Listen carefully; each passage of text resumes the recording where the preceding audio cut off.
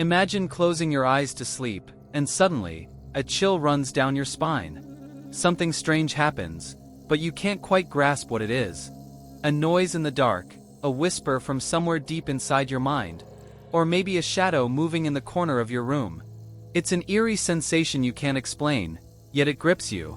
Tonight, I'm about to share with you 3 real-life stories so chilling, so unsettling, that after hearing them, you might struggle to close your eyes at night. Imagine a low, unsettling hum building up in the background, gradually intensifying as if the air itself is thick with suspense. What you're about to hear are not the kinds of ghost stories you hear around a campfire. These are real.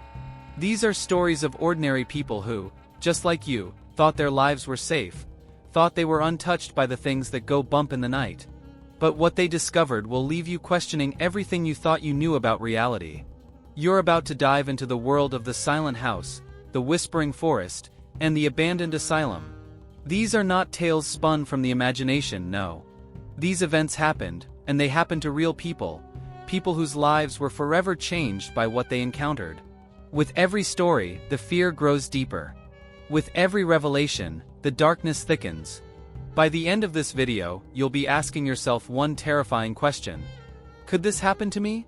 The first story is about a family who moved into what seemed like a peaceful house, unaware that they were being watched by something that would never let them go. The second takes us deep into a forest, where a group of friends heard something, or someone that wasn't supposed to be there. And the third? It's about an abandoned asylum, a place where the past refuses to stay buried, and the spirits of the forgotten still wander.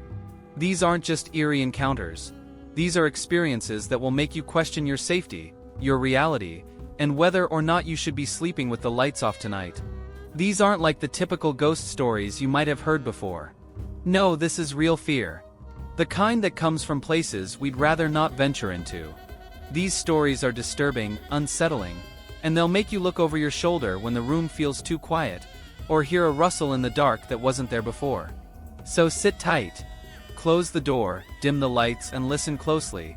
Because once you hear these stories, you'll never look at the world around you the same way again.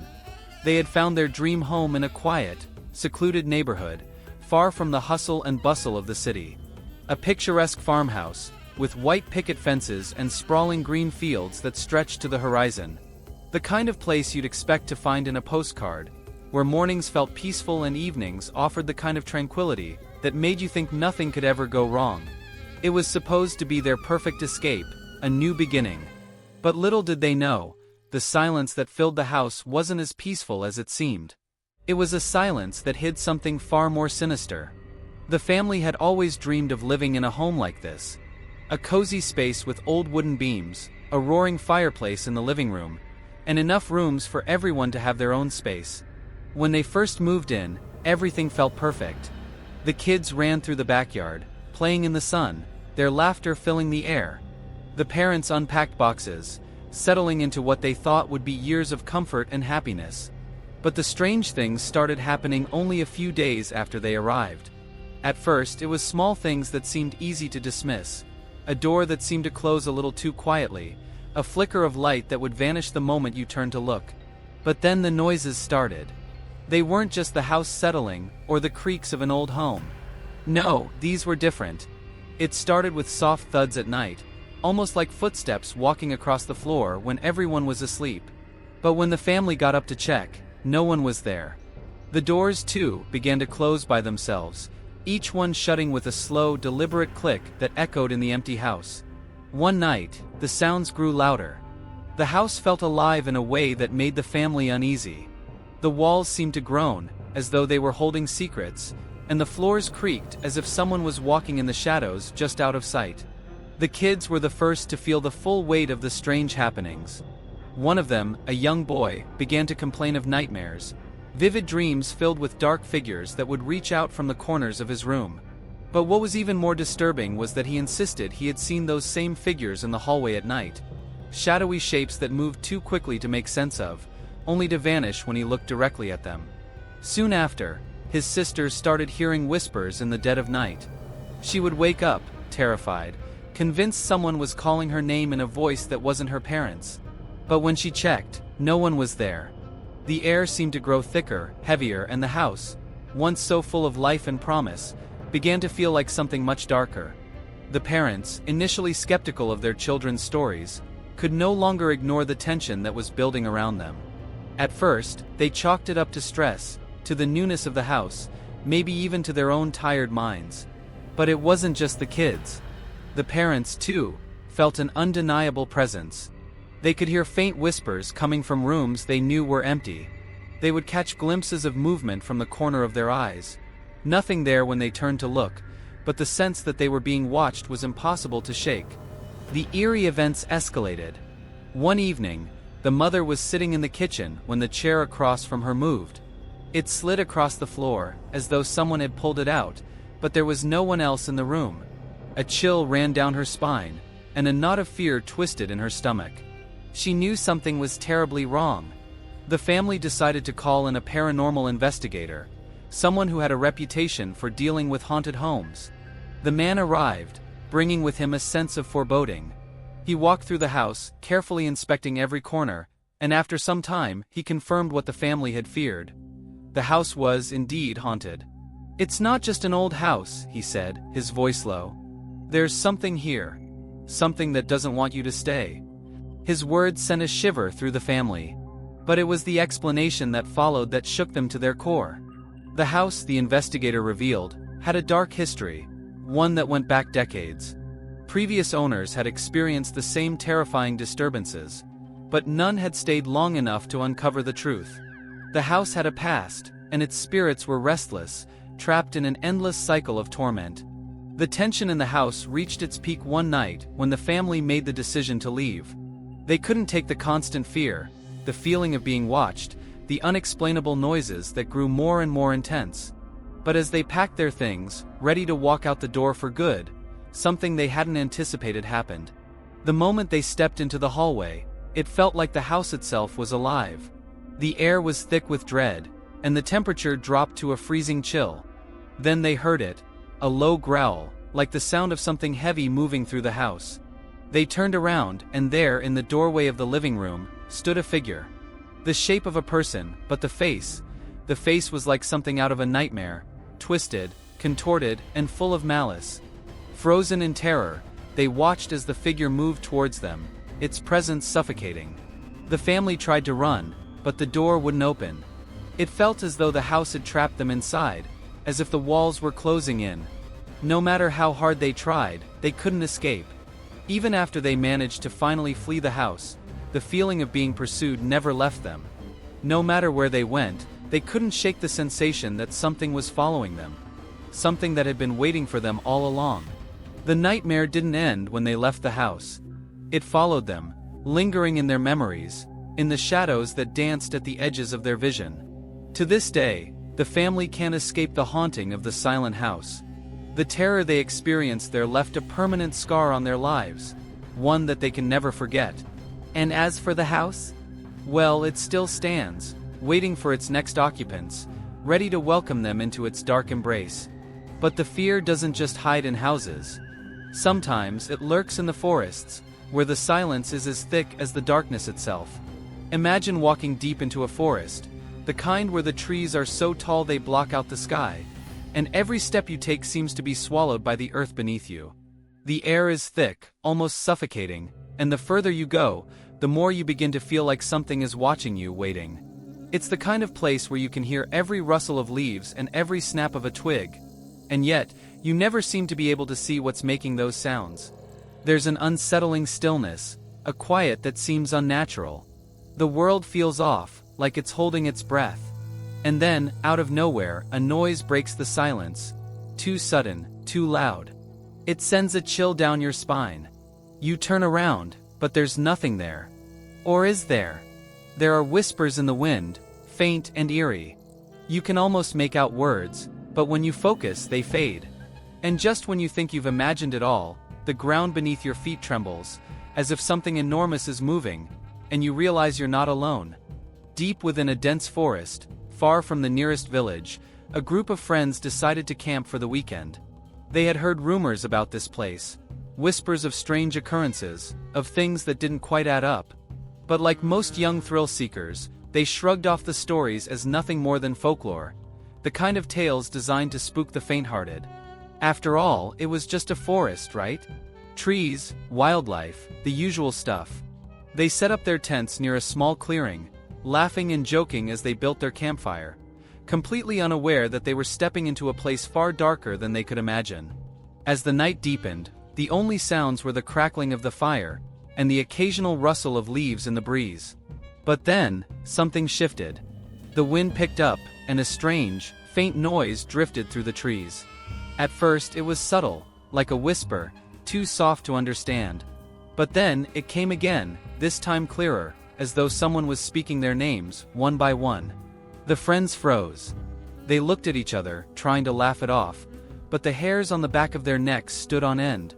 There was something off. As the minutes passed, the whispers grew louder, almost desperate, and the group began to feel a presence watching them from the darkness just beyond their firelight. Every crack of a twig, every gust of wind felt like it was more than just the forest. It was as if something was moving, circling them, waiting. The friends tried to convince themselves that it was just animals, the wind, their imagination, but deep down, they knew something was wrong. Then, one of them, Michael, vanished. Just like that. One moment, he was sitting by the fire, the next, nothing. His tent was empty. There were no signs of struggle, no tracks in the dirt, just an eerie, empty space. Panic began to set in, and they searched the area, calling his name, but there was no answer. Only the whispers, now echoing louder and closer, almost taunting them. The forest seemed to close in on them, and with each passing minute, their fear grew. They tried to rationalize. Maybe he wandered off. Maybe it was a prank.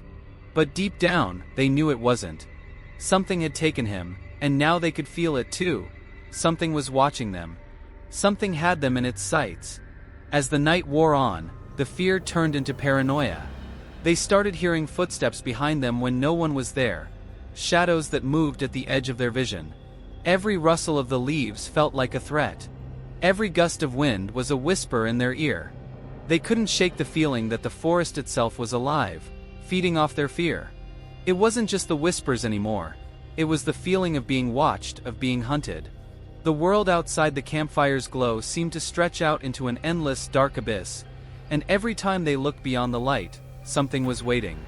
They argued among themselves, tried to make sense of the situation, but every logical explanation seemed more absurd than the last. They were sinking into hysteria. Then it happened. A scream pierced the night, cutting through the whispers like a blade. It was Sarah. She had gone off to check the perimeter of the camp, and hadn't returned. The remaining friends ran into the woods, calling her name, but they found nothing. No trace.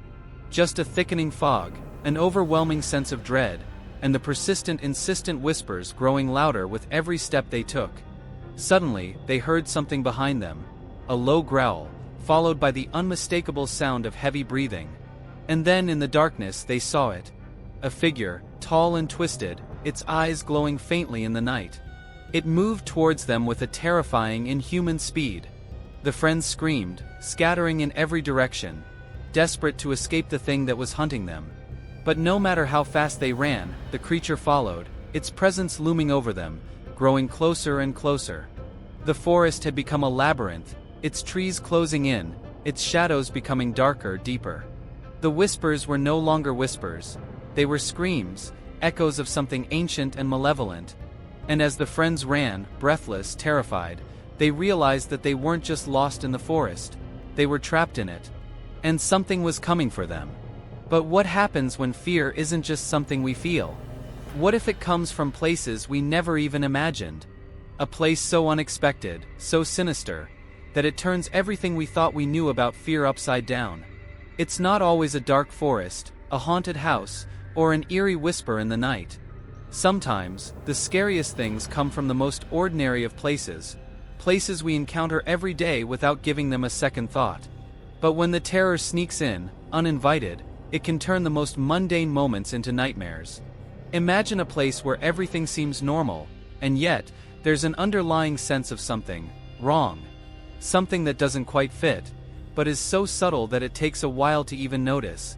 A sensation that gnaws at you, telling you that something's about to happen. That something is already happening, even if you can't see it. It's the kind of fear that grows quietly, like a shadow creeping behind you, just out of sight. And before you know it, you're in the middle of something so terrifying, so beyond your understanding, that you start questioning everything you thought you knew about reality. What if the scariest thing is already here? Deep in the countryside, there stood an abandoned asylum, a place so shrouded in darkness that even the bravest avoided its vicinity. It had been left to decay for years, but legends about what happened behind its crumbling walls refused to fade. They say that anyone who went inside would never leave the same, or worse, never leave at all. As the explorer approached the desolate building, the air grew thick with unease.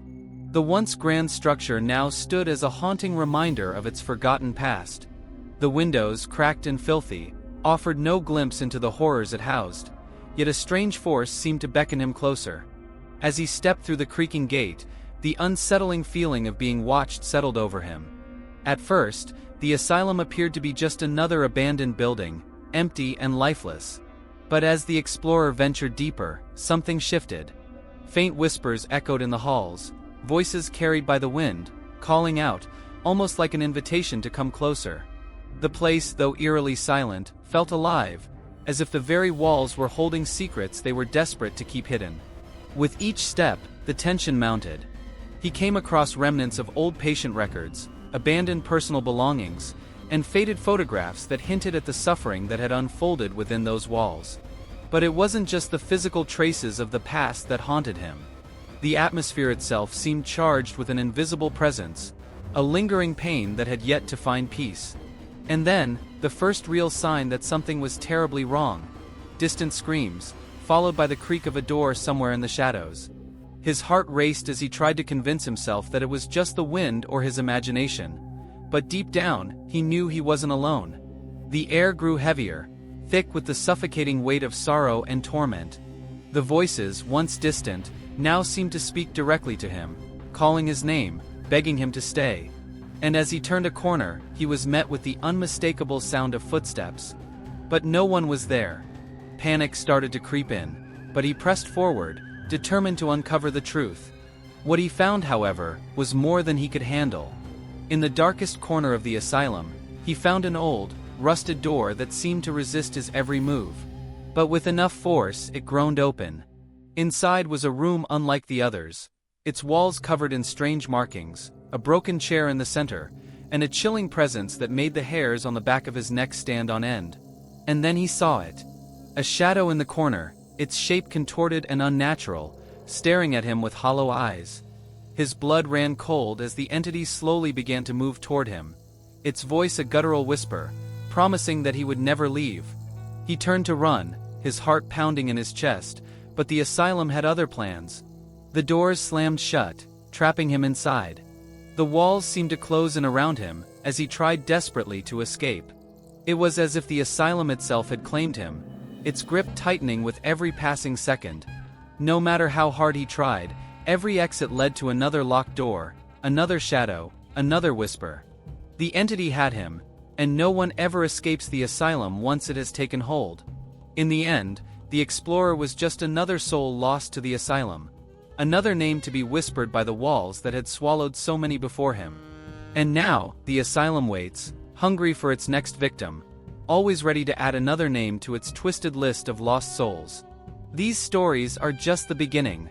Fear, as we've seen, often hides in places we cannot see, but it's always there, lurking just beyond our awareness, waiting for the right moment to reveal itself. Perhaps, after hearing these terrifying tales, you might start to feel something strange creeping in as you close your eyes tonight. A shiver down your spine, a sense of unease that wasn't there before. The fear you felt while listening? It doesn't just fade away. It lingers. Whether it's the silence in a house, the whispering winds in a forest, or the dark, decaying walls of an abandoned asylum, we've only scratched the surface. Fear isn't just something you feel when you're aware of it. It lives in the corners, in the shadows, in the places you least expect. And sometimes, it follows you when you least expect it. So, what do you think? Have you ever had an experience that you couldn't explain? A moment when fear was so real, it gripped you to your core? Share your stories in the comments below. I want to hear them. And if you don't want to miss out on the next bone-chilling tale, make sure to subscribe. Hit that notification bell, so you're the first to know when new terrifying stories are coming your way. Don't let the darkness catch you off guard.